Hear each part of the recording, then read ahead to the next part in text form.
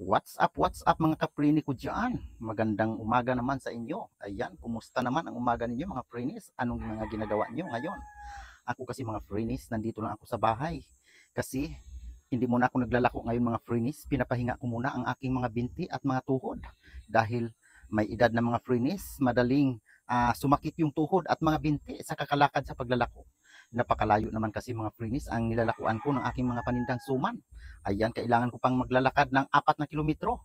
Dahil kung sasakay ako mga friends, sayang din naman yung mga customer ko na nadadaanan ko na bumibili din sa akin ng suman. Kaya ayan, nilalakad ko na lang talaga mga friends hanggang makarating ako doon sa aking paruroonan.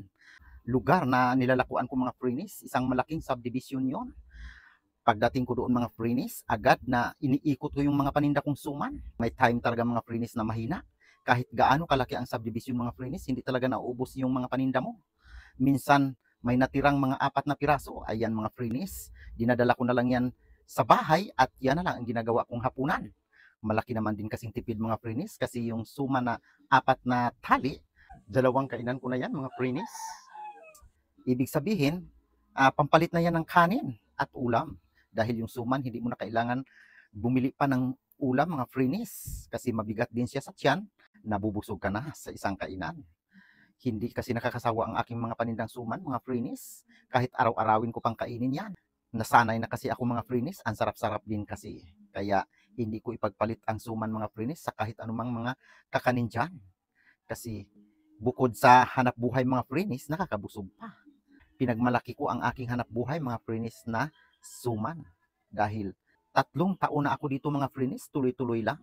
Ayan, malapit na matapos yung pinapagawa kong bahay. Dahil sa suman ay nakabili ako ng mga materyales pampagawa ng aking bahay. O, iniipon ko lang kasi mga frinis ang aking araw-araw na kinita. Binabawasan ko lang yan sa pambigas at ulam ko. At ano pa. Pero ang tira talaga mga frinis, tinatabi ko yun para sa aking bahay. Bahay talaga mga frinis ang aking pangarap na matapos. Kasi pag wala kang bahay mga frinis, napakahirap.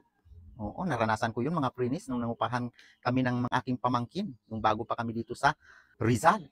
Nangupahan lang kami mga frinis, napakamahal ng upa.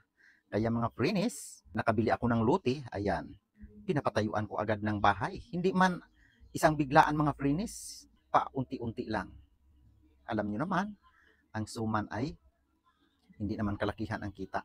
At saka, tiyagaan talaga mga frinis. So mga frinis, hanggang dito na lang ang video kong ito. Maraming salamat sa inyong panonood at ingat tayong lahat. Bye-bye. Love you all.